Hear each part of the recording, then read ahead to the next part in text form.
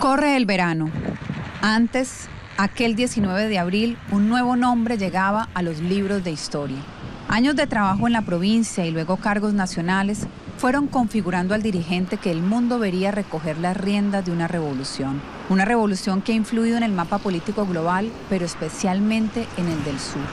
Una revolución que habría visto la posibilidad de una pausa de la agresión en los últimos meses del gobierno de Obama, que recibió en abrazos de amor a sus 5 hijos y que enfrenta ahora, como en el pasado, la tensión con quien ha sido su enemigo histórico.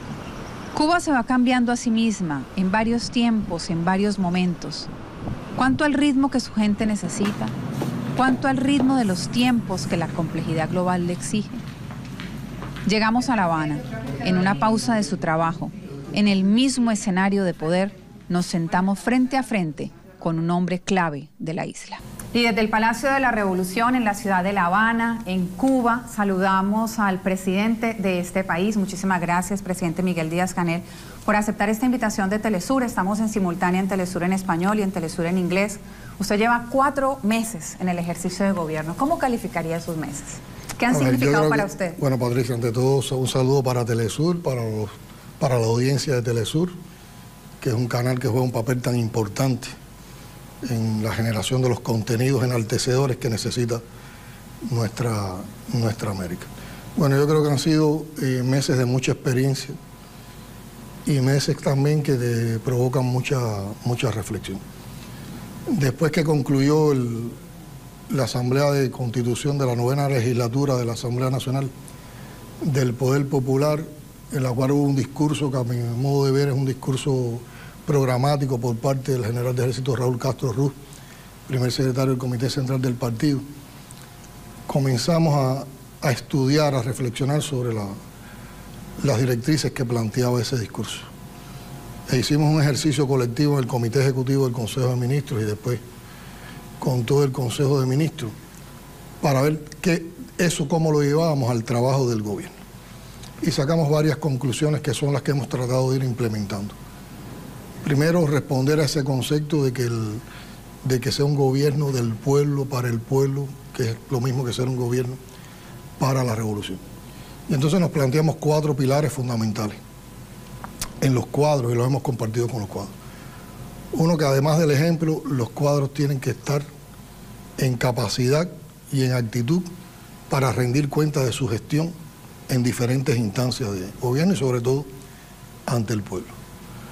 Un segundo elemento tiene que ver con la vinculación, el debate y el diálogo permanente con la población y que estemos donde están los temas más complejos, en los lugares donde hay también más complicaciones. Un tercer pilar es que los cuadros, los dirigentes en Cuba, sean capaces de usar como un arma fundamental, como un instrumento de trabajo, la comunicación social. Allí va a haber un cambio trascendental en la Ahora revolución. estamos en medio de una implementación de la política de comunicación social aprobada y yo creo que va a actualizar todo nuestro sistema de medios, pero también, más que los medios y solo el periodismo, la gestión, la cultura comunicacional que necesita el país. La oferta comunicacional. La oferta comunicacional, en la interactividad entre el pueblo y el gobierno a través de los medios de comunicación, de las redes sociales. Estamos aspirando a poder declarar una primera etapa de presencia en el gobierno electrónico del país, que tiene mucho su basamento en todas las plataformas digitales que desde el gobierno permitan la interactividad con la población y por lo tanto la participación de la población a través de estas plataformas en la toma de decisiones. La población en muchos momentos ha sido hipercrítica con la revolución en su forma de comunicarse. ¿Eso se va a cambiar, eso va a transformar? A ver, yo creo que primero la prensa cubana, en las condiciones en que ha tenido que enfrentar los retos comunicativos de la revolución, ha sido una prensa que ha defendido a la revolución con mucha profesionalidad y yo diría con eficiencia.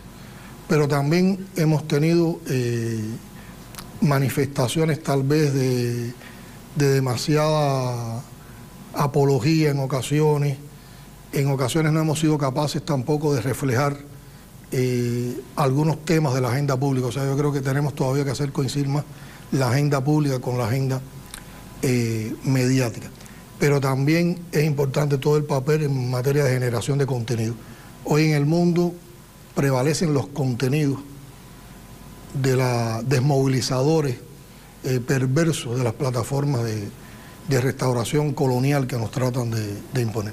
Y yo siempre digo, si tenemos un público fundamentalmente joven, cuyos códigos de comunicación no son los medios de comunicación tradicionales, sino son las redes sociales, y esas redes sociales están llenas de contenidos que tergiversan la realidad de nuestros pueblos, que trastocan también la identidad y la cultura de nuestros pueblos, es necesario también que seamos capaces, desde nuestras plataformas comunicacionales, de inundar de los contenidos enaltecedores de nuestro pueblo. ¿Es una preocupación suya comunicarse con los sectores más jóvenes de la sociedad cubana? ¿Siente que de alguna manera Yo creo que es una necesidad de la revolución? Fidel fue un abanderado de eso. Fidel acudía a las universidades cuando quería discutir algún problema. Son famosos los encuentros en la Plaza Cadenas de la Universidad de La Habana en los primeros años de la revolución. Para mí ha sido una necesidad desde que fui dirigente de la juventud, cuando me desarrollé como secretario del partido en 2 provincias, cuando ejercí como ministro de Educación Superior, esa ida a los jóvenes que siempre te aportan tanto, te refrescan tanto, y conocer de sus aspiraciones y también de su disposición a participar y a proponer. Por lo tanto, esa comunicación es un tercer pilar que debe estar en el ejercicio de los cuadros. Y el cuarto pilar es que los que dirigimos tengamos en cuenta que las soluciones a los problemas que tenemos son muy complejas. Por lo tanto, no podemos hablar de una alternativa. Siempre hay que enfrentar cada complejidad con varias alternativas. Fidel también postuló ese concepto. Y la única manera de hacer más efectivo el mismo es acudiendo a la investigación científica, buscando desde la investigación innovación, porque muchas veces investigamos y no concretamos.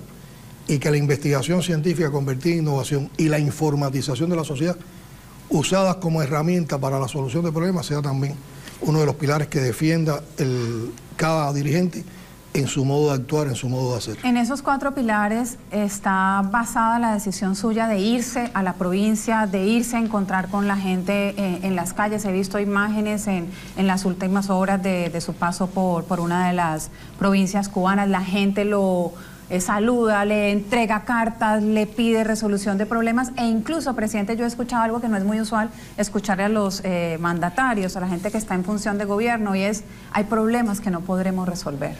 A ver, es una expresión de sinceridad absoluta, el reconocimiento de que hay problemas que nos desbordan. ¿Cómo explicarlo? Todo esto tiene que ver mucho con las reflexiones esas que te decía que hicimos del discurso del general de ejército. Nos dimos cuenta de que teníamos un eslabón que teníamos que fortalecer en la gestión de gobierno, que era la interrelación, cómo buscar mayor interrelación del gobierno central con los gobiernos de los territorios, con los gobiernos locales, con los gobiernos tiene que ver con que usted viene de provincia.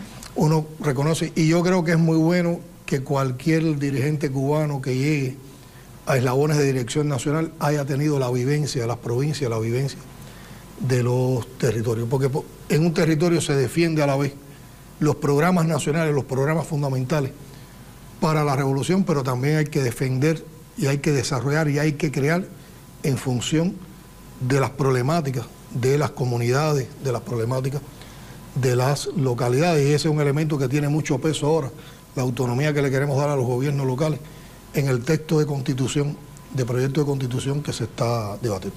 Entonces te decía, reflexionamos sobre el tema de fortalecer la relación gobierno central, gobiernos territoriales y locales. Le dimos facultades al primer vicepresidente de los consejos de Estado de Ministros para que tenga una estructura formal que atienda directamente la relación de gobierno central con los territorios. Por lo tanto, ya los gobiernos saben, de esos territorios saben que pueden acudir directamente a la oficina del primer vicepresidente o a mi oficina para buscar la solución o para darnos a conocer problemáticas que se van del marco de lo que ellos pueden lograr. Y para complementar esa relación, entonces establecimos, entre otros mecanismos, este sistema de visitas. Estamos tratando de llegar con visitas del Consejo de Ministros, en composición del Consejo de Ministros, como mínimo 2 visitas a provincias mensuales, de manera tal que en un año podamos como mínimo visitar 2 veces la provincia. A esto se articula también que la Asamblea Nacional del Poder Popular, con sus comisiones de trabajo, visita con sistematicidad también los territorios. Y todo esto nos da un bagaje, nos da un banco de problemas a solucionar, nos da un banco también del espectro, de cómo está el pensamiento, la disposición, los estados de ánimo, y nos permite hablar con la gente de todo. Y a la hora de solucionar el problema, yo siempre digo, primero, la construcción de ese diálogo tiene que ser honesta. Tiene que ser sobre la base de la verdad, sobre la base de la argumentación. ¿Le ha cambiado a usted la percepción de lo que eran los problemas del país tras estos recorridos por la provincia? ¿O confirma usted, digamos, los problemas centrales Yo creo que se confirman los problemas centrales, podemos atender también las particularidades, pero sobre todo podemos destrabar, podemos dinamizar más la solución. Yo digo, hay problemas que son tan grandes que no tienen una solución inmediata en su totalidad, pero todos los días, si los atendemos bien, le podemos arrancar un pedacito al problema y su solución, y por lo tanto el problema no crece, sino que le vamos arrancando pedazos, y esa actuación constante va generando una sinergia de enfrentamiento y de solución, y no te detiene, avanza. Hay otros problemas que se pueden resolver de inmediato, porque lo traba una decisión burocrática, lo traba la no atención o la no sensibilidad hacia una problemática, que eso nos los comunican la gente en ese diálogo y en ese encuentro. Y hay problemas que con honestidad le tenemos que explicar a la gente que superan las posibilidades del país en este momento. ¿Por qué? ¿Por qué superan las posibilidades? A ver, yo creo que el principal obstáculo para el desarrollo del país, la cosa que más golpea la vida cotidiana de los cubanos y cubanas, y también la vida económica y social, es el bloqueo impuesto por los Estados Unidos, que es una práctica brutal. Yo diría que es un hecho de lesa humanidad, atenta contra un pueblo. Es un pueblo condenado a morir de hambre, a morir de necesidades, viola incluso lo territorial, impone normas en la relación del mundo hacia Cuba que son totalmente extraterritoriales y que se ha recrudecido mucho en estos momentos, y donde impera además una enorme persecución financiera. Entonces, el flujo de capitales, el flujo de inversiones hacia Cuba cuesta mucho trabajo para los que tengan la mayor voluntad, porque hay muchas presiones por parte del gobierno de los Estados Unidos hacia eso. Y es un bloqueo que ya arrastramos 60 años. Uno dice, bueno, mi generación que nacimos en los primeros años de la revolución, solo por haber nacido en Cuba es una generación bloqueada. Nuestros hijos, nuestros nietos, son generaciones que han nacido en condiciones de bloqueo que implican condiciones de resistencia. Yo creo que también hay un reconocimiento a la heroicidad de cómo un pueblo pequeño, bloqueado no por cualquiera, bloqueado por la nación más poderosa del planeta, ha sido capaz de resistir y ha sido capaz de construir su propia plataforma emancipadora, que enaltece mucho, y yo creo que en eso también hay una expresión no solo de resistencia, sino de victoria. ¿Qué tanto porcentaje en su opinión tiene en esa construcción, digamos, de soluciones a los problemas que la gente está planteando en la provincia y en la capital ahora y antes, el bloqueo y lo que el comandante Raúl Castro llamaba liberar los nudos? A ver, o sea, ¿qué tanto hay de nudos propios, internos? El bloqueo afecta mucho, pues fíjate, cada vez que tú vas a analizar una relación, un aspecto de la vida económica y social del país, y empiezas a tratar de deslindar cuáles son las trabas, muchas de las trabas están directamente asociadas al bloqueo. Pero otras trabas, que son las subjetivas, las que pueden ser de la conducta, de la manera de actuación, muchas veces han estado condicionadas también por la desconfianza que crea el bloqueo y por esa insistencia en que el bloqueo te obliga a actuar como defendiéndote constantemente y analizando mucho qué paso vas a dar para que no te puedan destruir. Entonces eso también genera a veces un enlentecimiento en toma de decisiones, en la manera de enfrentar las cosas. La gente asume mucho el compromiso de que cualquier cosa que vayan a hacer que no afecte al país, que no lo debilite, y al final en todo hay una explicación con relación al bloqueo. Por lo tanto, alguien puede decir, están obsesionados con el bloqueo. No, yo creo que los que han estado obsesionados con bloquearnos son los gobiernos norteamericanos. Nosotros queremos vivir en las condiciones normales de un país. Nosotros no somos una amenaza para nadie. Lo que tenemos es una voluntad y una vocación por justicia social, por construir un mundo mejor, por construir un país mejor. incluso a esa vocación por la justicia social que siempre hemos tenido, ahora en las condiciones actuales la queremos acompañar con una sociedad que tenga prosperidad. Y el principal obstáculo para eso es el bloqueo. Vamos a hablar sobre el proyecto de reforma constitucional en el siguiente bloque de esta fundamental para no tener esa a usted tanto en provincia como en capital es el bloqueo. ¿Para qué entonces están discutiendo una nueva Carta Magna? ¿Por qué están revisando para adentro si un factor fundamental viene de afuera? Vamos a la pausa, presidente, y regresamos. Estamos en Telesur en simultánea en inglés y en español con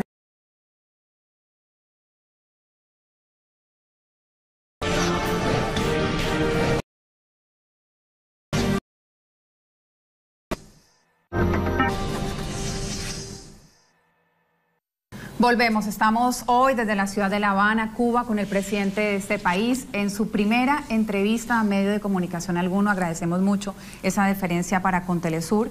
Y le dejaba yo una pregunta hecha al final de nuestro segmento anterior, y es si efectivamente, y hay muchos datos que comprueban, por supuesto, la Revolución Cubana se ha encargado de demostrar el impacto del bloqueo en la población de su país. Si efectivamente es tan importante, y las respuestas vienen mucho de lo que pasa desde afuera a la situación interna, entonces, ¿por qué están debatiendo una nueva constitución? Bueno, ¿Es verdaderamente necesario? Y relaciona muchos elementos de nuestra realidad. Bueno, que levanten el bloqueo no depende de nosotros, depende del gobierno de los Estados Unidos. Por lo tanto, nosotros no podemos subordinar nuestro afán de realizaciones, nuestro afán de justicia social, de prosperidad, a lo que pueda ejercer como política un gobierno extranjero. Nosotros estamos conscientes de que dependemos de nuestras propias fuerzas, de nuestro empeño, de nuestra voluntad y también de nuestro esfuerzo. Y en los últimos años hemos tenido un debate muy intenso desde el sexto Congreso del Partido, después potenciado en el séptimo Congreso del Partido, sobre las problemáticas de la economía y la sociedad. Y hemos llegado a conclusiones muy importantes de que tenemos que actualizar nuestro modelo económico y social, teniendo en cuenta el escenario del bloqueo. Todo sería más favorable sin bloqueo, por lo tanto, nos preparamos y tratamos de hacer mejor las cosas en el peor de los escenarios, que es en el escenario del bloqueo. Y hemos ido tomando un grupo de decisiones que actualizan el modelo económico y social.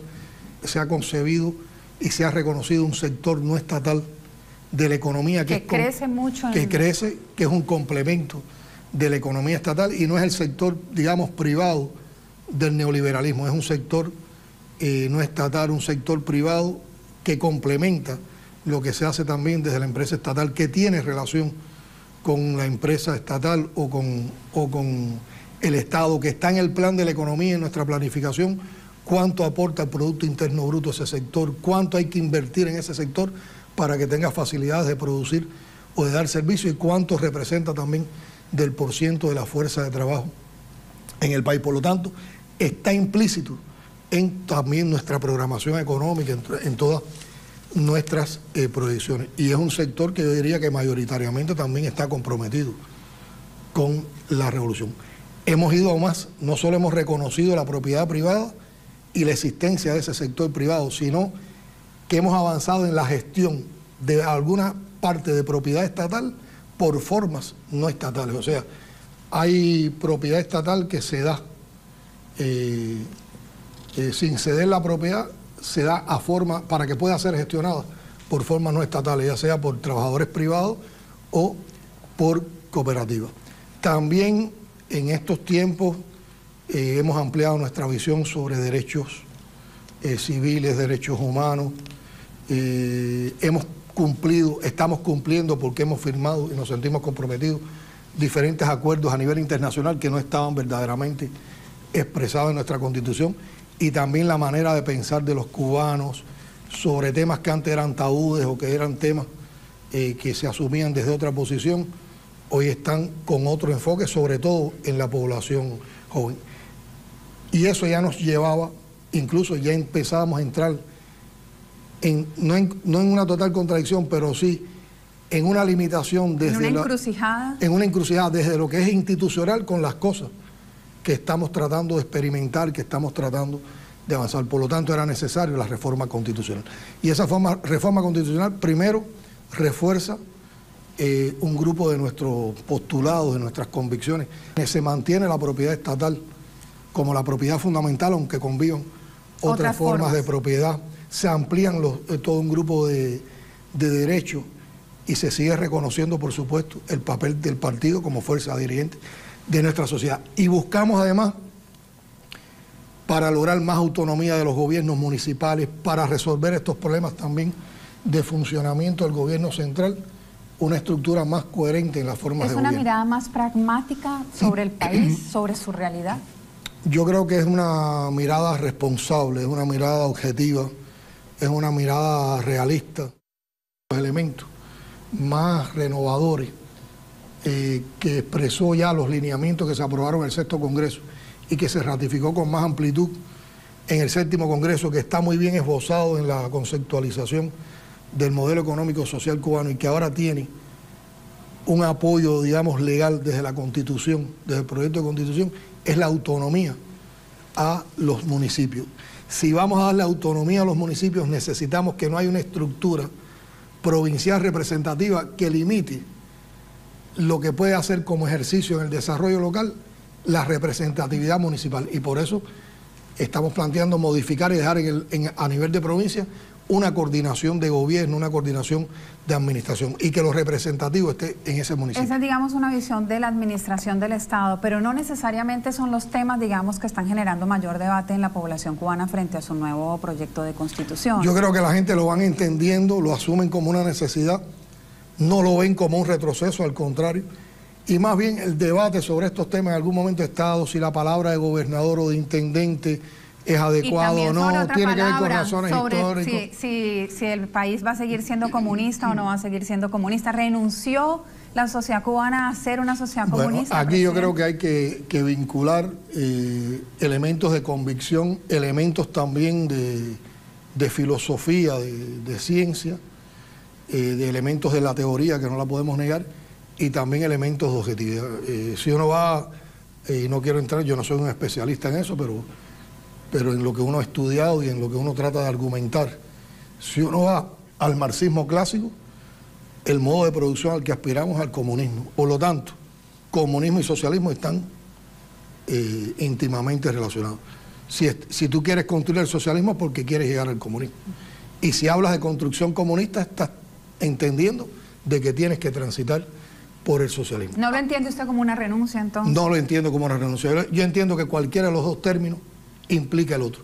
Ahora, si lo vamos a ver en buscar una constitución que esté más cerca de lo que objetivamente hoy es posible, hoy estamos más cerca, y es el propósito inmediato de la construcción socialista, que no deja de ser una construcción compleja y amplia. Para aspirar al comunismo tendríamos que aspirar también a una construcción que no depende de un solo país, que depende de una construcción internacional, de una construcción mundial. Pero fíjate, y de hecho tengo la experiencia de haber participado en varias asambleas de debate popular cuando hemos ido a las últimas visitas a territorio. Hay tanta sabiduría en nuestro pueblo, hay tanta responsabilidad en cómo la gente han asumido ese debate, que a mí me ratifica algo que me dijo un amigo poeta: ninguno de nosotros sabe más que todos nosotros juntos.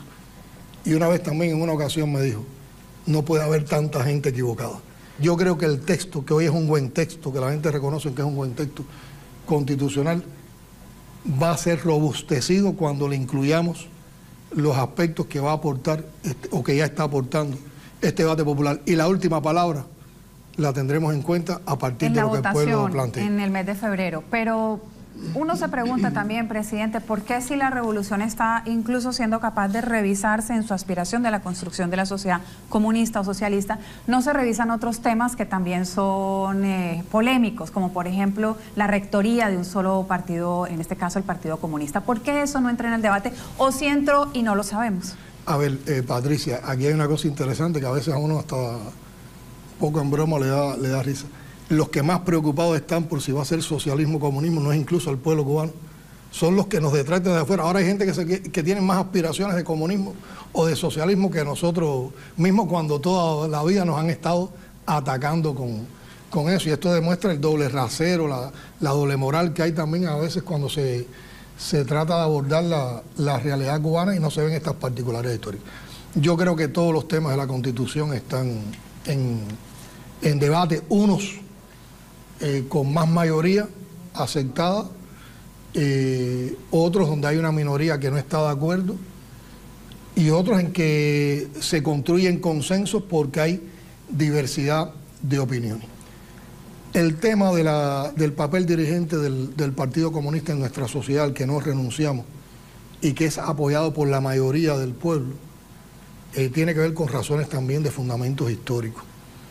Y a veces no se entiende esa realidad cubana porque siempre se trata de ver la posición del partido o el rol que juega el Partido Comunista de Cuba en la sociedad nuestra como un partido electoral. Y es que en las condiciones de Cuba el partido no es electoral. Tiene que ver con raíces históricas. Martí funda un partido revolucionario cubano, que es la base de lo que hoy es el Partido Comunista de Cuba, desde el punto de vista histórico. No por buscar un partido para elecciones. Martí busca un partido para enfrentar la revolución, para desarrollar la revolución que le iba a dar la independencia y la soberanía al país sobre la base de la unidad. Un partido que fuera lo totalmente abierto y democrático para incluir los intereses de la mayoría en función de la independencia y de la soberanía y que no diera posibilidades a rupturas, que no diera posibilidades a la desunión. En nuestra historia está muy marcado el tema de la unidad, la necesaria unidad. Cuando uno recorre nuestra historia, cuando hemos tenido brechas en la unidad, cuando se ha fracturado la unidad, hemos tenido los reveses, se han sufrido los reveses. La primera guerra de independencia, que fue la guerra de los 10 años, una guerra larga, su inicio vamos a conmemorarlo en octubre, el 150 aniversario de su inicio, y en el centenario del inicio de esa guerra, Fidel definió algo que es sumamente importante. La revolución en Cuba ha sido una sola, y por eso el elemento de continuidad está ahí bien conceptualizado. Y esa revolución marcó no solo el inicio de la guerra de independencia, o esa gesta no solo marcó el inicio de la guerra de independencia, sino que marcó el inicio de las luchas del pueblo cubano. Y ha sido una sola lucha en todos esos años. Bueno, en esas luchas, esa guerra de los 10 años, que fue una guerra larga y heroica, no terminó con una victoria precisamente por la desunión que hubo al final. Y terminó con un pacto con España. Después se recurrió a otra campaña de independencia y una guerra que se le llamó guerra chiquita, no llegó a ser una guerra grande, también por la desunión. Después una gesta independentista como la del 95, donde ya estaba el concepto del pensamiento político de José Martí con la participación del Partido Revolucionario Cubano como eje, como conductor de esa guerra, terminó con una intervención norteamericana, con una república mediatizada, precisamente por la falta de unidad. En medio de la república mediatizada se genera un movimiento revolucionario, progresista, con profundas convicciones que agrupaba lo mejor de la intelectualidad y de la juventud cubana.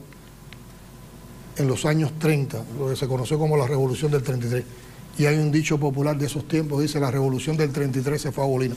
Bueno, se fue a bolina porque también faltó la unidad. Y la revolución triunfa con la convergencia de diferentes fuerzas. Fidel unifica esas fuerzas, las lleva en un proceso largo, en los primeros años de la revolución, a la unidad dentro del Partido Comunista de Cuba. Y el Partido Comunista de Cuba entonces no es un partido de elecciones, es un partido de revolución, es un partido del pueblo, es un partido para lograr la unidad. Yo estoy convencido de que el enemigo de la revolución cubana sabe que su principal apuesta para derrotar a la revolución tiene que ser fragmentar nuestra unidad. Y hacia eso dirige sus principales propuestas de subversión. ¿Y hacia dónde van dirigidas? ¿Hacia qué sector de la población fundamentalmente? Hacia los jóvenes. ¿Por qué? Porque hoy tenemos una generación en la cual hay una diferencia temporal, ya más de 60 años ya, con el momento histórico en que triunfa la revolución. Por lo tanto, es una generación que ya asumió los logros como derecho, los logros de la revolución como derecho. Los ve naturales. Lo ve muy natural. No vivió los primeros años de la revolución, o sea, mi generación es una generación que vivió los primeros años de la revolución, vio la dureza de esos años, vio cómo el país avanzaba con la política de la revolución, cómo tuvimos, digamos, una etapa muy estable en los años 80 y después, a partir del derrumbe del socialismo, caímos en el periodo especial. Pero la generación de jóvenes actuales, nuestros hijos, nuestros nietos, nacieron en periodo especial y han vivido en periodo especial. Entonces nosotros tenemos que lograr que esa separación... ¿Y esa generación, presidente, no está justamente aspirando a mayor diversidad, a otros partidos políticos, a otros medios de comunicación, a otras ofertas electorales, a comunicarse y conectarse con la globalidad? Esa generación tiene muchas aspiraciones sobre todo de que el país se desarrolle más rápido, porque es una generación que se ha educado por la revolución, que ha tenido los beneficios de la educación general y de la educación universitaria, que ha tenido la posibilidad de asumir la cultura, o sea, es una generación, yo te digo, culta, educada, y por lo tanto tiene aspiraciones, es una generación activa, es una generación que participa. Yo creo que la principal aspiración de esa generación no es estar contra el partido ni contra la revolución, y es una parte importante de esa generación se identifica con la revolución, la mayoría, y con el partido, y ese no es su tema. Su tema es que haya más avance, que se aceleren procesos de avance. Su tema es de asumir y que los tengan en cuenta en cómo participar, en cómo aportar más. Tiene aspiraciones también de desarrollo tecnológico, tiene aspiraciones sobre el desarrollo de la informatización. Es una generación también muy aguda hacia la comunicación social y hacia la manera en que nosotros ¿No aspiraría a mayor diversidad contenido en ese sentido, presidente? Es una generación que también tiene elementos de diversidad, pero es una generación que está consciente que pierde todo el beneficio que le ha dado la revolución como generación si perdiéramos la unidad. Por lo tanto, es una generación que tiene firmeza, es una generación que no quiere divisiones, es una generación que no ha dado amparo para que se rompa con la revolución, y es una generación que no es anexionista. Es una generación que defiende la independencia, que defiende la soberanía y que la quiere consolidar. Y yo creo que es una generación que va a dar continuidad a la revolución. Me quedan dos temas del debate interno sobre la nueva Constitución. El tema de los límites de la propiedad y de la riqueza, que me parece sumamente interesante y que entiendo por los comentarios en redes sociales y en los distintos lugares donde se ha venido discutiendo, que genera bastante inquietud. Y también el tema del matrimonio de personas del mismo género. Vamos a conversar sobre esto en el siguiente segmento. Quiero conocer la opinión del presidente de Cuba, pero también vamos a dedicar el tercer y último segmento de esta conversación para hablar de temas internacionales, para hablar de la coyuntura y de la relación que es estructural entre este país y los Estados Unidos. ¿Será posible un encuentro entre el presidente Díaz-Canel y el presidente Trump? Se lo vamos a preguntar en el siguiente segmento. Ya regresamos.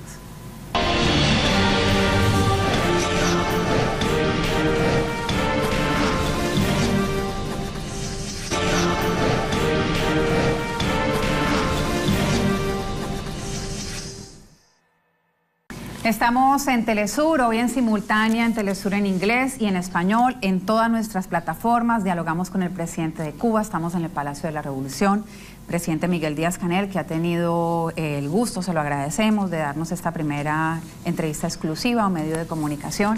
Y hemos dedicado los dos primeros segmentos del diálogo a hablar mucho de los temas internos, del debate que se está dando al interior de la sociedad cubana, no necesariamente un debate que comenzó con su periodo de gobierno, pero que por supuesto encuentra en usted en primera persona un protagonista de esas discusiones.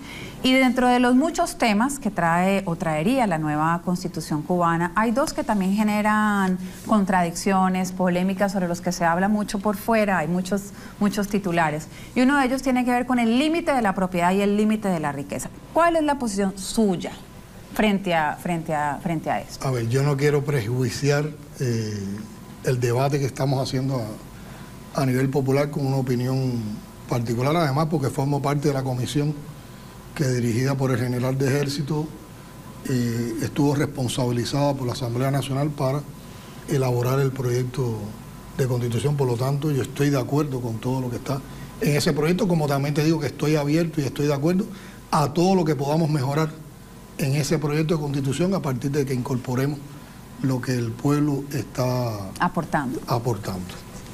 Ahora, por ejemplo, y esto está muy relacionado con las cosas que conversábamos anteriormente, en esa juventud y también en el resto del pueblo hay una presión muy importante a defender los conceptos de justicia social y de igualdad que ha construido la revolución.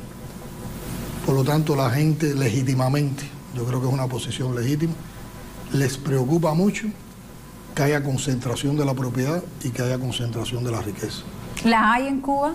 ¿Ha pasado esto con la implementación del modelo económico? Yo creo que no hay un espacio favorable para que haya concentración de propiedad y riqueza a partir de las cosas que tenemos normadas y que tenemos establecidas y en la manera como que funcionamos. Lo que pasa es que en medio de la situación económica que tenemos, donde el salario ha perdido un poco su papel, se notan más desigualdades. Donde tenemos relaciones de salario o precios que son complejas, y todo esto también vuelve al tema, entre otras cosas, del bloqueo, donde hay personas que reciben determinados ingresos no precisamente asociados al trabajo, que para nosotros es un aspecto enaltecedor y es la vía principal por la cual los individuos se distinguen en dependencia del aporte, y que en función del aporte sea lo que reciban. Entonces la gente, con toda esa vocación, con toda esa aspiración legítima, defiende de que no haya concentración de la propiedad y que no haya concentración de la riqueza. ¿Qué sucede? Que en un artículo se plantea explícitamente que no se permitirá concentración de la propiedad. Y cuando se redactó este artículo, siempre conseguimos que, no dejando concentrar propiedad, no concentrábamos riqueza.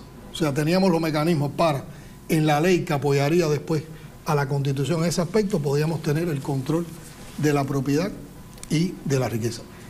En el debate popular hay gente que, la gente no está diciendo que quitemos el artículo, la gente está diciendo que enfaticemos que no haya concentración de propiedad y que además se añade explícitamente que no haya concentración de la riqueza. Yo siempre digo que en el debate de la Constitución no solo las personas están aportando elementos para el texto, sino que las personas también nos están aportando elementos que hay que tener en cuenta después en cómo vamos a implementar la Constitución. Con la ley. Con las leyes. Habrá que hacer un amplio ejercicio legislativo para el cual ya nos estamos preparando para redactar y someter a aprobación las leyes que deben apoyar a la Constitución para que no queden vacíos legales. Entonces aquí estamos en el debate también y entendiendo lo que la gente está planteando de qué es lo que tiene que estar en un texto constitucional, que es una ley, digamos, de mínimo, o sea, son las máximas aspiraciones, pero expresadas en lo mínimo para que las otras cosas estén más amplias en las leyes y en los procedimientos que apoyen la ley. Yo creo que al final, por donde va la discusión, claro, la discusión hace un mes más o menos en la que estamos, todavía faltan también el aporte de sectores muy importantes como el sector estudiantil, el sector juvenil, el sector académico, el sector porque ahora comienzan las clases. Ahora ha comenzado el curso. Pero yo lo que sí creo que este indudablemente es un artículo en el que nos vamos a tener que detener de encontrar las formulaciones, porque fíjate, no es un artículo en que tenemos contradicción en el contenido, o sea, todos estamos de acuerdo en que hay, o la mayoría está de acuerdo en que hay que limitar concentración de propiedad y de riqueza. La discusión está en el plano de qué debe estar en la Constitución y qué debe estar en las leyes y los procedimientos. Y ahí yo creo que, como en todos, el debate y la sabiduría popular es la que va a decir la última palabra. ¿Usted se imaginó, presidente, la reacción de los sectores conservadores en Cuba por el tema de que aparezca en la nueva Constitución el reconocimiento civil con derechos civiles a matrimonios, a uniones de personas del mismo sexo? A ver, ese es un debate que se ha establecido mucho en los últimos años, porque el país ha ido cambiando, las concepciones también van cambiando, el país evoluciona, nosotros no estamos en una burbuja de cristal y además vamos viviendo realidades. Yo creo que la propia voluntad emancipadora de la revolución también abre perspectivas de pensamiento. Hay una vocación humanista en el sentido de la actuación de la revolución. Y por lo tanto, yo te diría que en estos años en que que hemos vivido. Hay una evolución tremenda en el pensamiento, se han roto muchos tabúes que antes eran cosas muy establecidas. Y yo creo que hay una juventud también que empuja mucho en esto porque ve de una manera distinta determinados problemas sociales. Fíjate, te decía anteriormente que con estos criterios que estoy dando sobre artículos específicos, no quiero prejuiciar el debate porque además... No, pero las iglesias han dado su opinión públicamente sobre este artículo. Pero uno tiene su... Es válido conocer lo que piensa el presidente. Uno tiene sus ideas, uno tiene sus convicciones, pero también uno está abierto a lo que aporte ese diálogo popular, porque no lo hemos hecho por un ejercicio de artísticamente construir un escenario ficticio teatral. Lo hemos hecho por convicción, porque en la propia historia de la revolución, cada vez que hemos llevado cosas a debate popular, hemos robustecido la acción revolucionaria. Entonces... ¿Usted está de acuerdo? Yo estoy de acuerdo. Yo lo que creo que, sobre todo el enfoque de reconocer el matrimonio entre personas sin limitaciones, responde a un problema de eliminar cualquier tipo de discriminación en la sociedad. De no dejar paso, de no dejar espacio a ningún tipo de discriminación en la sociedad. ¿Qué es lo que sucede? Que con esa voluntad la gente ven otros elementos que están alrededor de reconocer ese tipo de unión. Uno, primero defienden el tema desde el punto de vista semántico, desde el punto de vista originario, de que si la palabra matrimonio viene de matriz y si hay matriz viene de madre. Y es un concepto que para alguna gente es muy válido y que se respeta. Otros entonces le ven preocupaciones a partir de elementos que estarían asociados después a eso, adopción de niños, responsabilidad de ese matrimonio, responsabilidad familiar. Y derechos civiles. Y derechos civiles. Hay otras posiciones que marcan también algunos elementos todavía de la cultura de personas, del pensamiento de personas propios también de la tradición. Y yo creo que entonces con esa honestidad, entonces están saliendo también las diferentes posiciones. Yo al final defiendo de que no haya ningún tipo de discriminación. Y ese es uno de los tipos de discriminación que a veces ha estado no establecido por leyes ni mucho menos, pero ha estado en la conducta de nuestra sociedad, aunque se ha avanzado mucho en estos tiempos y hay personas, instituciones que han jugado un papel fundamental para que se abran esos horizontes con relación a la comprensión de estos problemas sociales. Son problemas también en el mundo de la concepción humanística. Pero también te digo que la última palabra la va a dar el debate popular, la sabiduría con que nuestro pueblo construya el consenso adecuado sobre ese aspecto. La contrarrevolución está llamando a votar en contra del proyecto constitucional. Yo lo que sí llamo a que la opinión en un ejercicio ciudadano tan responsable como este, la opinión, o sea, que uno pueda tener más favorable sobre un artículo u otro, no puede quitarnos la responsabilidad que como conjunto de constitución debemos asumir, porque uno siempre, si uno llama al diálogo, el diálogo es entre varios, entre por lo menos dos personas. Por lo tanto, uno tiene que decir, yo tengo mis ideas, pero hay otros que pueden dar otras ideas. Pero al final yo me subordino a lo que necesite el país, a lo que quiera construir el país. Y no por una posición de terquedad o de soberbia, decir, no, si no incluyen esto, que es un elemento que no es incluso de los más importantes, no voy a votar a favor de la Constitución o voy a condenar la aprobación de la Constitución a solo una posición. Yo creo que también todos tenemos que revisar el rol que como ciudadanos responsables nos corresponde, además cuando hemos tenido la posibilidad de dar todos nuestros criterios. ¿Usted está confiado en que se va a votar positivamente la nueva Constitución en el mes de febrero? Yo creo que la mayoría va a aprobar, porque el debate no es una convicción impuesta, el debate va conduciendo a eso. Tú me decías la contrarrevolución. La contrarrevolución, recuerda que la contrarrevolución cubana, o los que están, o esas minorías que están en contra de la revolución en Cuba no responden a un proyecto nacional, no responden a un deseo de mejorar el país desde una posición de soberanía e independencia. Esa contrarrevolución es ante todo anexionista, es un enjambre anexionista. Esa contrarrevolución está pagada y financiada por el gobierno de los Estados Unidos, en formas más cubiertas o en formas más descubiertas. Y tiene muy poco, aunque puede participar, puede estar ahí en las asambleas, son vecinos, igual que todos, aunque muchos prefieren estar fuera de Cuba, no es reconocida, no tiene apoyo social.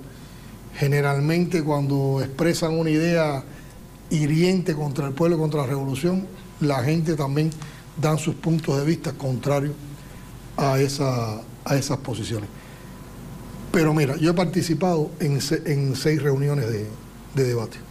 Una parte de la prensa extranjera que siempre es muy incisiva hacia la realidad cubana. Cuando fuimos al proyecto constitucional, empezó a sembrar la matriz de que en Cuba, y sobre todo en los jóvenes, había apatía por la Constitución, que eso no le interesaba a la gente. Ahora que uno ve, hemos hecho 3 ediciones del tabloide de la reforma constitucional. Se agotan. Incluso uno va a lugares que son más alejados, tal vez a comunidades de montaña, y la gente te pide que llegue más el tabloide. Tú participas en esas asambleas y todo el mundo lleva el tabloide, la gente con garabato en mejor sentido, o sea, los símbolos o los signos que uno hace. Con el texto estudiado. El texto estudiado, subrayado. Hay otros, como yo lo tuve que hacer, que con un pensamiento ingenieril, cada cosa para buscar interrelaciones, hace diagramas en bloque. Y la gente participa de manera muy amena, muy seria, muy comprometida en ese debate. Yo digo, si a alguien no le interesa eso, si a alguien es apático a eso, ¿para qué quiere el tabloide? ¿Para qué mayoritariamente? ¿Usted piensa que efectivamente es un debate estructural hoy en la sociedad cubana? Ajá. Otro elemento del debate. Muchas personas, sobre todo de más edad, ven la Constitución importante no solo para el hoy del país, sino para el futuro. Y están muy preocupados también en cómo la Constitución le da el espacio que necesita a la juventud cubana. Y eso demuestra que hay un compromiso con continuidad. Y por otra parte también cómo los jóvenes participan. Los jóvenes aportan ideas interesantísimas.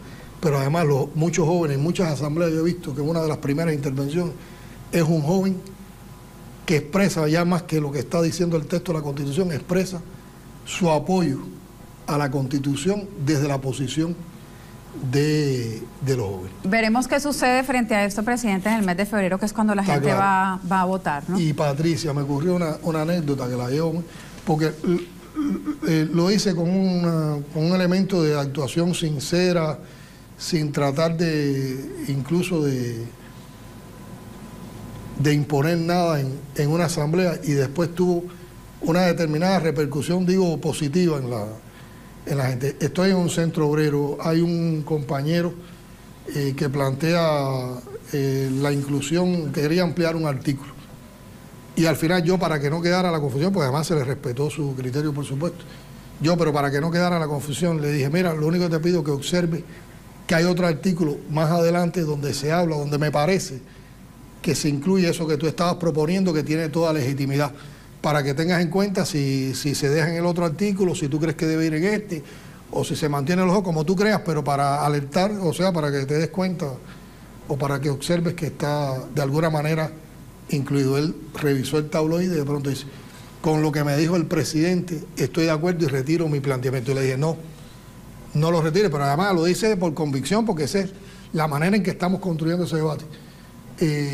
Plantéalo, porque ya tener una duda o hacer la alerta sobre una cosa nos va a llevar a pensar también si las cosas tienen que estar más presentes en más de un artículo, si hay que ponderarlo aquí o allá. Y después al otro día, yo siempre reviso por las mañanas Cuba Debate, sobre todo, reviso otros medios, pero reviso Cuba Debate y sobre todo los comentarios. Y había una obrera de ese centro de trabajo que había escrito: qué ejercicio de democracia más grande vive en mi país, cuando un obrero plantea una cosa, un presidente le da una respuesta, el obrero va a retirar el planteamiento y el presidente le dice que no. Fíjate, no lo estoy haciendo como un elemento personal, porque no soy yo el que actúa así, actúan todas nuestra gente así, pero se crea un ambiente de discusión honesto, franco, de respeto, y yo creo que eso también nos lleva a ese consenso que a veces alguien que no conoce la realidad cubana no se explica de por qué la revolución en medio de tantas dificultades mantiene el apoyo de la mayoría y mantiene ese consenso político que sigue siendo también un reto del futuro. Presidente, me he detenido en buena parte de nuestro diálogo en hablar justamente de la realidad interna y de los debates internos, porque tanto adentro como afuera de Cuba hay tremenda expectativa, intriga, inquietud sobre el destino de la revolución. Pero por supuesto el destino de la revolución tiene todo que ver con sus relaciones internacionales. Hay también mucha expectativa con su participación en la Asamblea General de la Organización de Naciones Unidas en este mes, en que usted pise territorio estadounidense, en las relaciones tan estructurales entre Cuba y Estados Unidos, habían cambiado, habían venido transformándose con la administración de Obama. La llegada de Trump modifica la situación, la relación. ¿Qué tanto la modifica? ¿Cuál es el estado actual de esas relaciones? Fidel mismo decía que en la historia estaban las respuestas a nuestros retos, a nuestros desafíos, a nuestra realidad. Mira, yo creo que desde los inicios de la Revolución Cubana se abrió una posibilidad de diálogo con el gobierno de los Estados Unidos. Y nosotros siempre hemos establecido muy bien, o lo estableció Fidel, y el pueblo lo asumió, que nuestro problema no es con el pueblo norteamericano. Al pueblo norteamericano lo respetamos, lo admiramos, lo queremos, igual que queremos a los pueblos latinoamericanos. Nuestro conflicto, nuestras diferencias no son con el pueblo norteamericano, son precisamente con los gobiernos norteamericanos por la manera en que han actuado hacia la revolución. Y en el año 59, en el primer año de la revolución, cuando Fidel hace su primera visita, ya después del triunfo revolucionario, a Estados Unidos, va con una voluntad de diálogo con el gobierno de los Estados Unidos. Que el gobierno de los Estados Unidos, inmediatamente al triunfo de la revolución, negó ese diálogo, y lo negó de las maneras más nefastas, los negó incluso aprobando una invasión a Cuba, que fue un fracaso y que se definió después por la historia como la primera gran derrota del imperialismo en América Latina. Lo que pasa es que el diálogo se construye entre dos o más, por lo tanto, el diálogo también tiene sus reglas. No se puede aspirar a un diálogo entre desiguales. No se puede aspirar a un diálogo donde de una parte haya prepotencia, hegemonismo, presiones. No se puede aspirar a un diálogo donde una parte condicione a la otra, que tienes que renunciar a tu soberanía, que tienes que renunciar a tu independencia. No se puede establecer un diálogo cuando una parte exige que tú te sometas a sus designios. ¿Y esas son las exigencias de Trump? Y esas son las exigencias que durante todos estos años han estado presentes en la práctica de la política norteamericana. ¿Cuándo se abrió un espacio diferente? Bueno, en la última etapa del gobierno del presidente Obama. Y a través de un largo proceso de conversaciones y de diálogo, yo diría que un diálogo respetuoso, se abrió el espacio para el restablecimiento de la relación. Un proceso que siempre considerábamos que iba a ser largo porque la manera en que se actuó creó mucha desconfianza. Además, fuimos a un proceso de inicio de restablecimiento de relaciones todavía con bloqueo. El bloqueo existe, a pesar de que se restablecieron. Pero había expectativas de Cuba de mayores inversiones estadounidenses para la isla. Te voy a comentar. Entonces, en ese momento restablecemos relaciones y empezamos a encaminarnos a un proceso que sabríamos que iba a ser la etapa más larga de este restablecimiento de relaciones, de normalización. Y las normalizaciones, por lo tanto, tenían que llevar, en primer lugar, entre otras cosas, a la eliminación del bloqueo. En esa primera etapa de restablecimiento de relaciones avanzamos y logramos intercambiar, conversar, mantener sistematicidad de contacto en un grupo de temas con el gobierno de los Estados Unidos. Se abrieron las embajadas en ambos países y comenzamos a movernos en algo que Raúl definió de manera muy magistral, a mi modo de ver, en que podíamos tener una relación civilizada independientemente de las diferencias ideológicas. Diferencias ideológicas que sabemos que no se van a salvar. Nosotros tenemos posiciones ideológicas totalmente contrarias a las que defiende el gobierno de los Estados Unidos. Pero pudimos conversar, pudimos colaborar en temas. Por otra parte, hay un importante sector empresarial en los Estados Unidos que quiere relaciones con Cuba y que quiere tener inversiones en Cuba. Hay un importante sector agropecuario en Estados Unidos que también quiere ese tipo de relaciones con Cuba.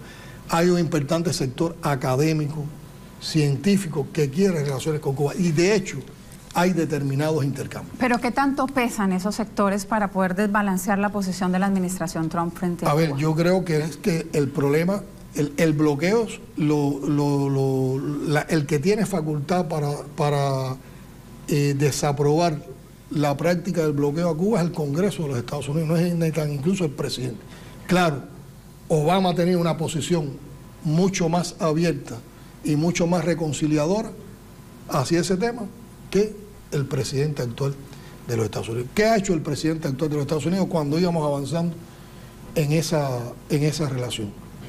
Bueno, el pasado noviembre dictó medidas que son totalmente inaceptables en la relación con Cuba. Esas medidas, a nuestro modo de ver, las ha dictado para quedar bien, para asumir determinados compromisos con una mafia anticubana que vive sobre todo en Miami, que todos conocemos cuál ha sido su posición histórica alrededor de nuestra revolución. Pero las medidas que planteó Trump en noviembre van en contra de lo que opina la mayoría del pueblo norteamericano. Las últimas encuestas que se han hecho en Estados Unidos acerca de su posición hacia Cuba y acerca de la relación con el bloqueo, mayoritariamente la gente está en contra del bloqueo. Va contra las posibilidades de los ciudadanos norteamericanos, limita a los ciudadanos norteamericanos, los limita en las visitas a Cuba. A los ciudadanos norteamericanos se les alerta cuando van a visitar Cuba de que no deben venir a este país, se les hacen historias sobre nuestro país que desfavorecen ese viaje. Se limita a empresarios norteamericanos y a personas norteamericanas a invertir o a tener relaciones comerciales o financieras con un listado de empresas cubanas que han dado a conocer. Limita a los ciudadanos norteamericanos a visitar el país, limita a las familias cubanas a reencontrarse. Y la limita perspectiva a los es que eso no cambie, presidente. Digamos, en la era de Trump no se puede vivir nuevamente un acercamiento o normalización. Limita a los cubanos también a que puedan ir a los Estados Unidos. Se limitó la presencia del personal cubano en nuestra embajada. Limitaron el personal norteamericano en la embajada. Los acusan de ataques sónicos. Ustedes dirigieron ataques sónicos contra los estadounidenses. Han incluido unos trámites de visado que son casi que a través de terceros países que todo lo complican y lo enredan. Han vuelto a la amenaza, a la imposición, y en medio de eso han creado toda una falacia y toda una historia con supuestos incidentes acústicos que ellos han llamado incluso peyorativamente como ataques acústicos, término con el cual nosotros no estamos de acuerdo, porque nosotros no hemos atacado a nadie, ni aquí se violan los derechos de ningún diplomático. Yo creo que si en un lugar se respetan y se protegen los derechos de los ciudadanos extranjeros y en particular de los diplomáticos, es en Cuba. Han ido escalando. Empezaron con una historia y los científicos cubanos y científicos norteamericanos desbarataron la historia. ¿Su gobierno pidió ayuda a los rusos para atacar a los diplomáticos estadounidenses? Eso es imposible. Nosotros tenemos mucha ética para pedir a alguien que ataque a otro. Nosotros no partimos de una expresión de ataque. Nosotros, sobre todo, nos defendemos de ataques. A nosotros sí nos han atacado mucho. Nosotros hemos sido víctimas de ataques terroristas. Nosotros hemos sido víctimas del bloqueo, que es un ataque. Nosotros hemos sido víctimas de campañas difamatorias sobre Cuba. A nuestros principales dirigentes los trataron de aniquilar con atentados terroristas. Cuba no ataca. Entiendo. Cuba defiende, Cuba comparte, Cuba es solidaria.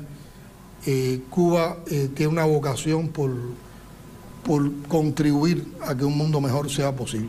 Indudablemente hay que reconocerlo, las relaciones hoy están en retroceso. Mantenemos canales de diálogo todavía y nuestra posición ¿cuál es? Y yo creo que esto es muy interesante. Nosotros no negamos en ningún momento las posibilidades de diálogo. Nosotros queremos un diálogo, pero tiene que ser un diálogo entre iguales.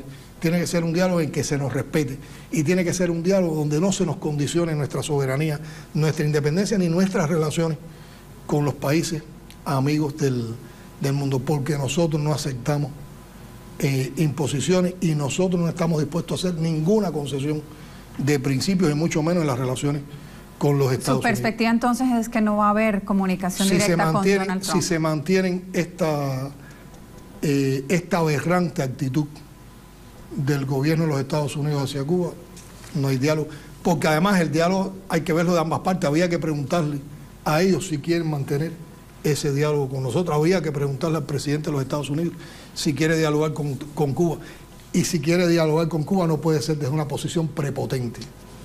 Presidente, voy a tomarme unos minutos más en este diálogo porque hay temas estructurales que me parece que bien lo merece. La relación de Cuba con Venezuela.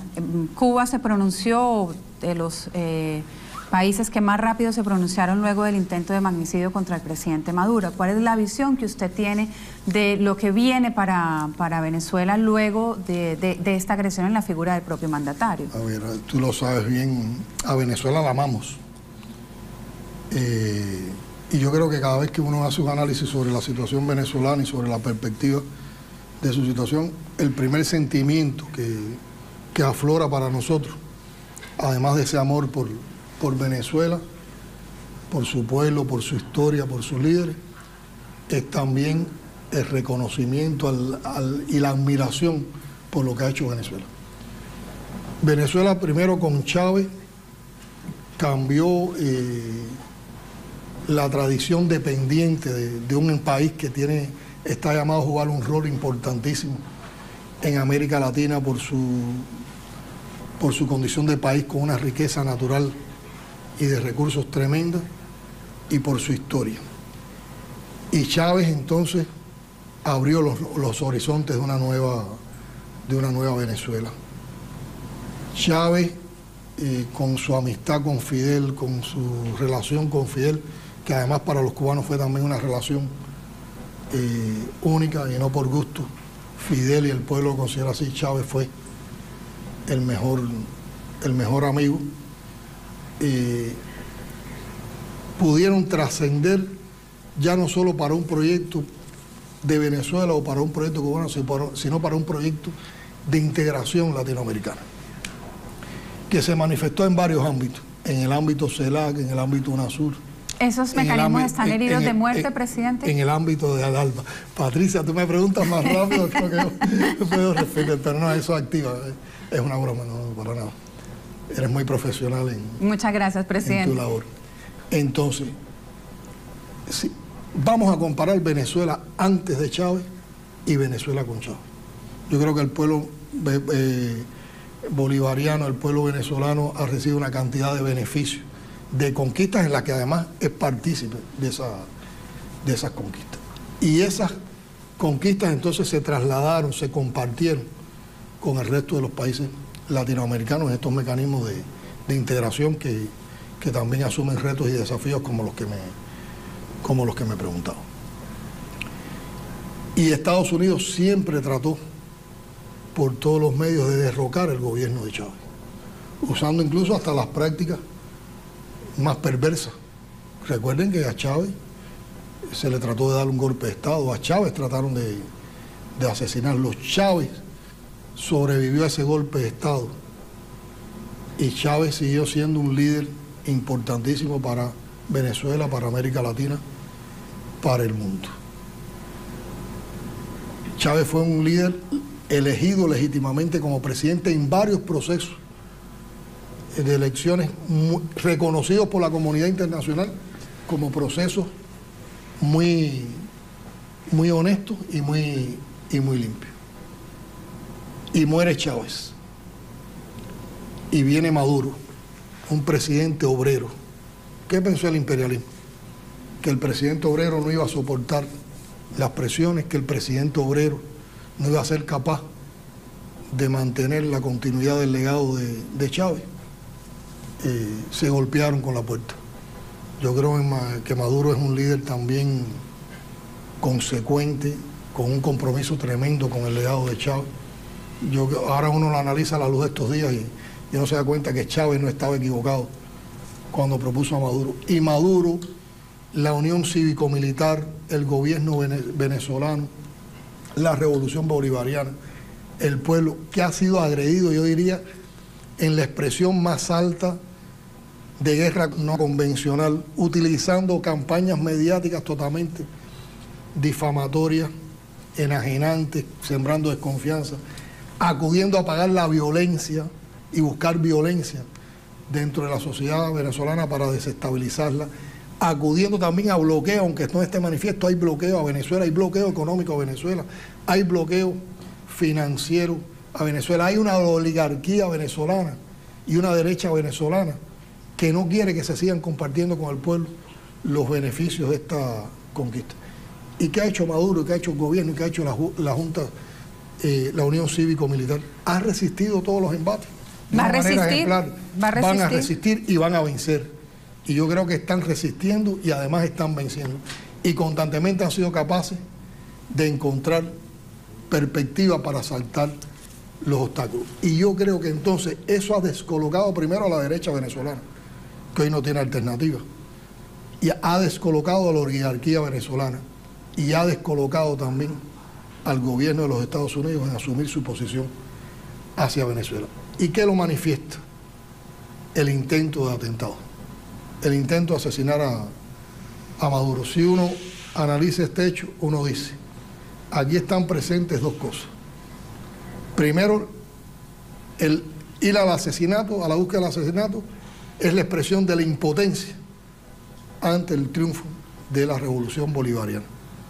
Y por otra parte, el silencio sobre el crimen demuestra que hay una complicidad. ¿Qué se viene para un país luego de un intento de Y yo creo magnicidio? que van a tratar de seguir presionando, van a intensificar las presiones, van a buscar rupturas en Latinoamérica para que otros se sumen a esas presiones, van a condicionar a países latinoamericanos y sabemos que han existido recorridos de personas que ocupan importantes cargos en el gobierno de la administración Trump por América Latina, presionando a los pueblos latinoamericanos y caribeños y buscando una posición contraria a Venezuela. Lo que pasa es que los pueblos latinoamericanos, en su mayoría, los pueblos son dignos y muchos gobiernos dignos reconocen todo lo que ha hecho Venezuela y reconocen el papel de Venezuela. Y entonces también, y tiene que ver con otra de las preguntas que me hacía, también han tratado de desunir, de fracturar la unidad en los mecanismos de integración. Se sale Ecuador de la ALBA, se sale Colombia de la UNASUR. Por eso le preguntaba, presidente, en el marco, porque obviamente Venezuela ha sido referencia a estos mecanismos de integración, si están heridos de muerte. Y todo esto que está pasando, Patricia, a mi modo de ver, es la manifestación de una plataforma de restauración capitalista, colonial, neocolonial, neoliberal, que el gobierno de los Estados Unidos está tratando de imponer para toda América Latina, porque no se resignó a las conquistas de los pueblos latinoamericanos en una década donde afloraron un grupo de procesos sociales y de procesos revolucionarios. ¿Que no se blindaron lo suficiente, presidente? Yo creo que se blindaron. También los procesos revolucionarios tienen complejidades, sobre todo cuando se trata de cambiar la base económica del capitalismo en circunstancias actuales. Los americanos no quieren que Cuba se repita en ningún lugar de América Latina. Recuérdense que a nosotros en los primeros años la oposición, o sea, la oligarquía cubana se fue a los Estados Unidos y hace su guerra sucia desde los Estados Unidos. En Venezuela la oligarquía está, la contrarrevolución está en el propio país, alentada y apoyada desde todos los puntos de vista por la administración norteamericana. Ahora, ¿qué pasa? ¿Qué significó el ALBA-TCP? Yo diría que ningún proceso integracionista de cualquier tipo a nivel regional en tan poco tiempo tuvo más éxitos que el ALBA.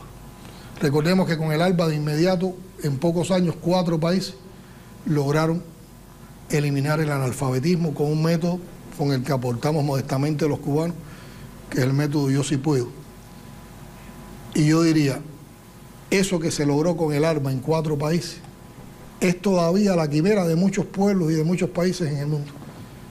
Yo siempre pienso, Cuba, cuando triunfa la revolución en los primeros años, se declara territorio libre de analfabetismo. Tuvieron que pasar más de 50 años para que otros países latinoamericanos pudieran liberarse de la secuela del analfabetismo. ¿Y cómo se logró? Con integración, con colaboración, con cooperación, pero una colaboración solidaria. Pero si esa eso... solidaridad que queremos para que la globaliza, que cambie la manera en que el mundo hoy se globaliza. No queremos globalización hegemónica, queremos globalización solidaria.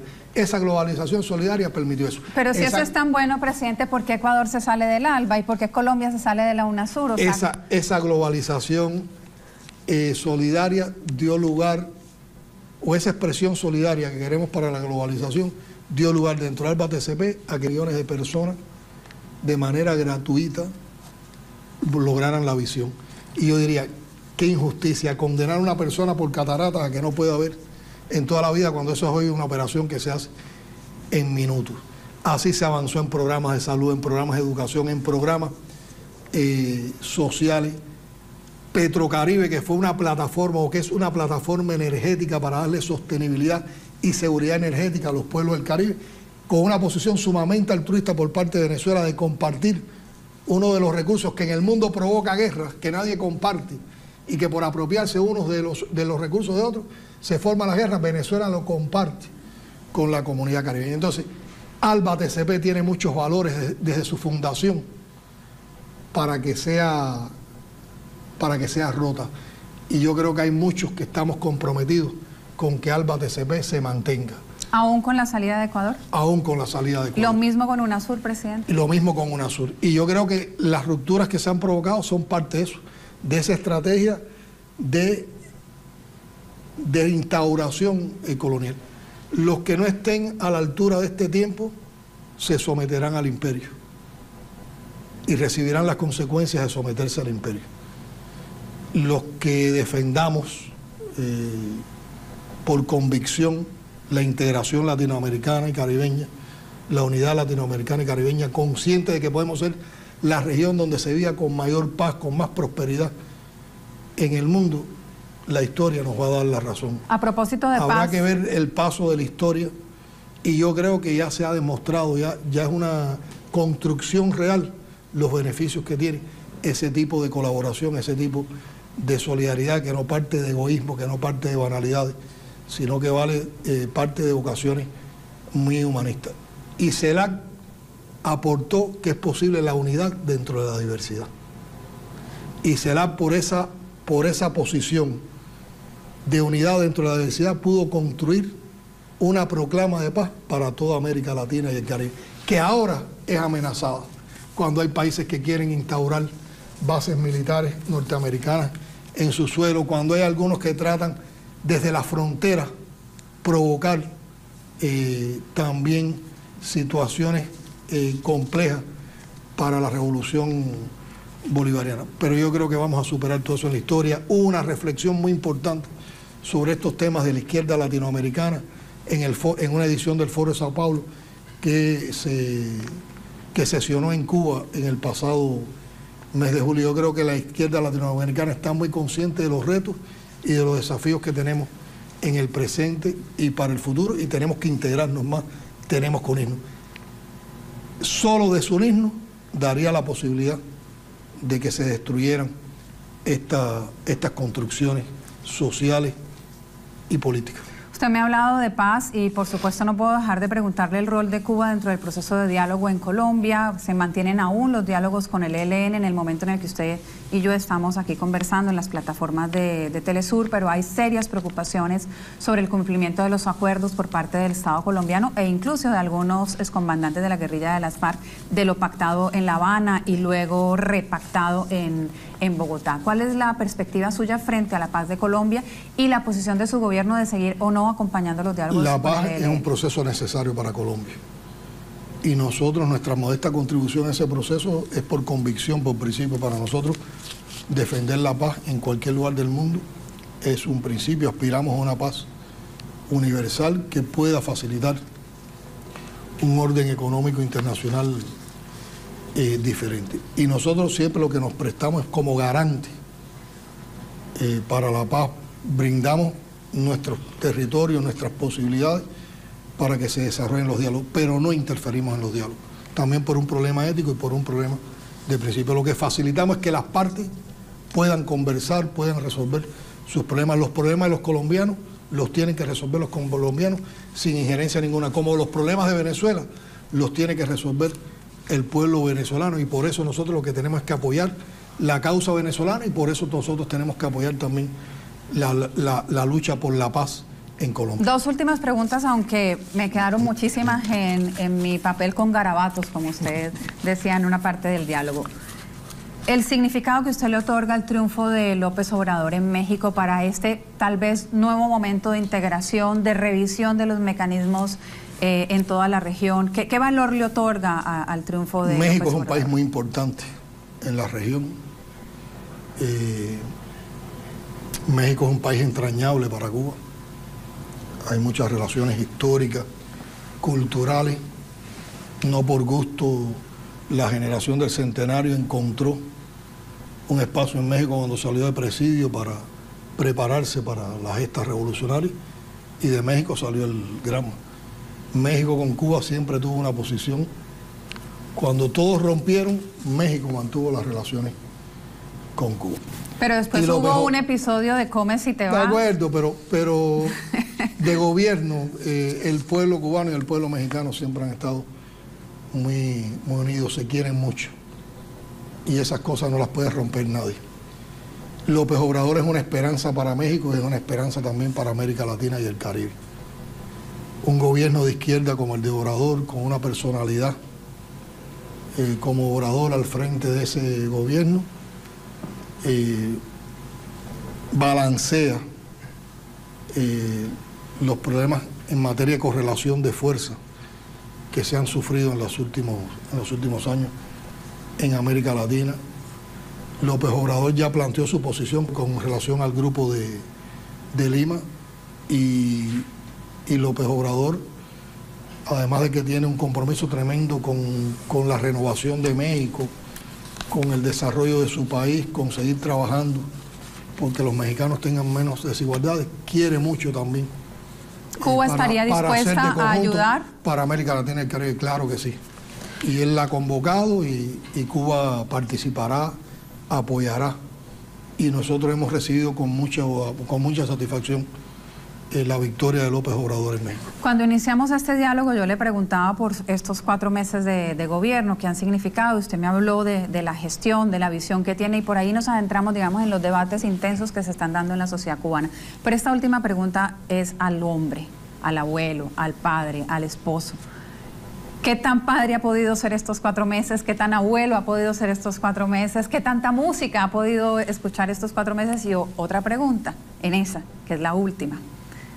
¿Cuántas veces ha hablado usted con Raúl en estos 4 meses de gobierno? Bueno, vamos a empezar por la última. Yo lo manifesté en una intervención que hice en la Asamblea Nacional, en la sesión de clausura de la Asamblea Nacional que sesionó en julio. Y yo creo que no hay nadie más privilegiado que yo como presidente, que cuento con el apoyo del general de ejército, de nuestro primer secretario del partido, con toda esa historia que tiene como líder de la revolución cubana. Con Raúl hablamos prácticamente todos los días. Raúl está pendiente de con qué intensidad trabajo, pendiente de todo lo que se hace, pide información sobre las cosas que estamos proponiendo, participa en reuniones y en debates,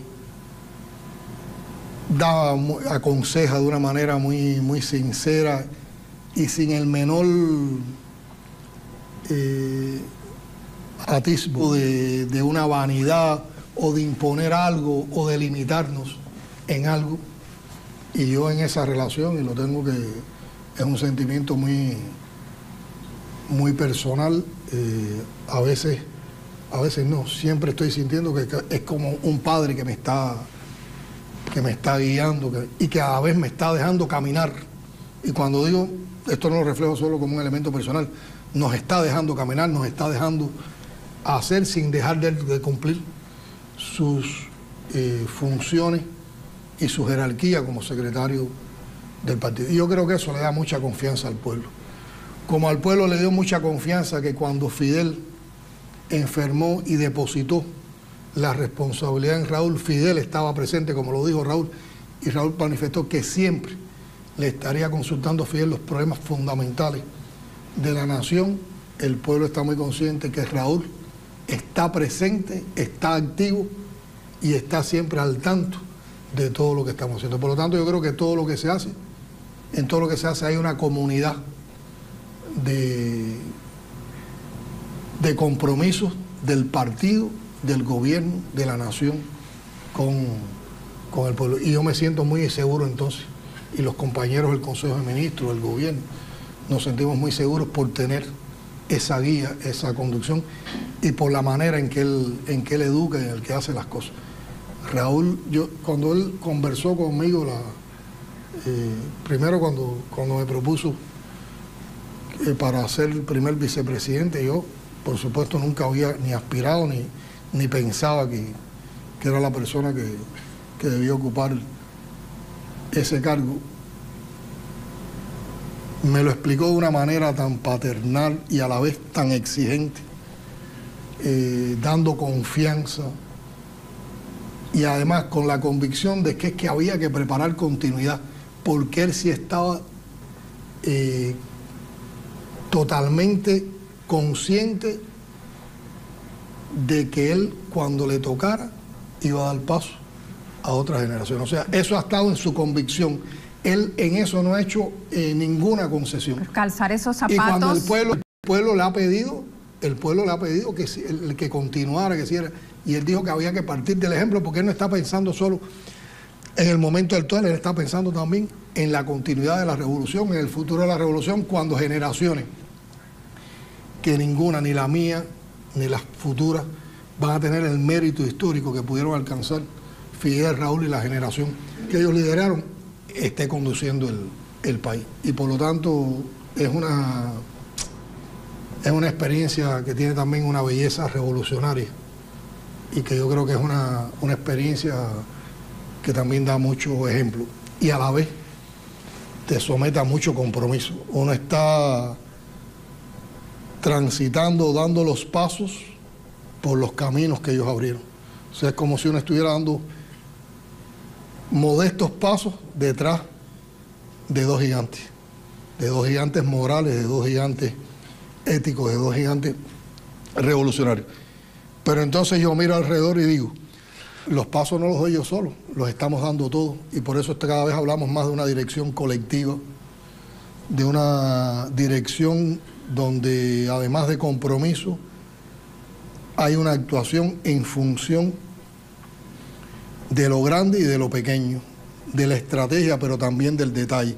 Y esas son convicciones que nosotros impregnaron Fidel y Raúl.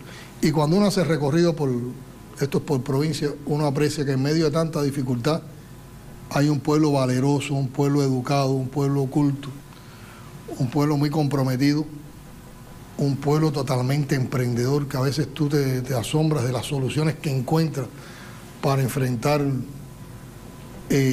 adversidades, y un pueblo que transmite mucho cariño y mucha confianza. Yo te tengo que decir que yo en lo personal hago un esfuerzo tremendo para las cosas que son públicas. Yo por lo general soy reservado, digamos, soy penoso. Cuando yo estoy en los recorridos y veo a veces que hay una multitud de gente en la calle, eso me aprieta, ¿no? Pero siempre digo, voy a hablar con la gente. Y salgo hacia la multitud, empiezo a comenzar a conversar, pregunto, les digo las cosas que estamos haciendo, lo que hemos visto, pues siempre la gente quiere saber si uno de verdad ha visto el problema. Problemas que tiene. Algunos te plantean problemas, insatisfacciones, explicamos, le decimos también lo que estamos proyectando. Pero la gente viene con un sentimiento, yo diría, de apoyo, no a la persona que está en ese momento compartiendo con ellos, sino que ellos también lo ven como una expresión de apoyo a la continuidad. Y lo primero que hay, estas son las frases de no le falles a Fidel y a Raúl, viva Fidel, viva Raúl. Y entonces eso te apoya mucho, pero a la vez te compromete mucho. Y uno dice, ¿qué legado tiene uno que defender? ¿Qué tamaña responsabilidad? Y entonces no te puedes no te puedes aplastar por ese cariño y por ese compromiso. Y uno al contrario tiene que sacar fuerza y decir vamos a marchar adelante, y vamos a marchar adelante porque no estamos solos, estamos con ese pueblo. Y tenemos que trabajar en colectivo y tenemos que darle participación a ese pueblo como lo ha hecho la revolución siempre. Y en una ocasión, en un consejo de ministros reciente, compartía con mis compañeros de gobierno, con mis compañeras y compañeros de gobierno, y les decía, ante un pueblo tan valeroso, tan heroico y tan comprometido, la razón de nuestras vidas, la única razón que pueden tener nuestras vidas es la entrega total, actuando, creando, trabajando sin descanso. Y con fidelidad a ese pueblo, que es también la fidelidad a la revolución, es la fidelidad a Fidel y a Raúl. Y eso uno lo tiene por convicción. Y entonces eso se expresa también en el plano familiar. Uno no puede ocupar responsabilidades como persona deslindado de su vida. Uno es un ser social. Uno vive dentro de un colectivo de amistades, dentro de un colectivo con personas que ocupan responsabilidades, dentro de un equipo. Y también está la familia. Yo recibo de mi familia comprensión, apoyo. Los muchachos son muy críticos y con un desenfado tremendo me dicen cosas que creen que hay que mejorar, que parten de sus propias vivencias. Por lo tanto, en la casa también hay un diálogo, que es el mismo diálogo que hay a nivel de la sociedad. Y a veces una tormenta de preguntas, y a veces alguien me dice, como esta entrevista. Pero en la casa no vamos a hablar de estas cosas, pero siempre hablamos, y yo creo que así tiene que ser genuino, porque no creo que haya un hogar cubano que se pueda deslindar de conversar y debatir sobre la realidad. Y mi esposa es una mujer muy capaz, me ayuda mucho.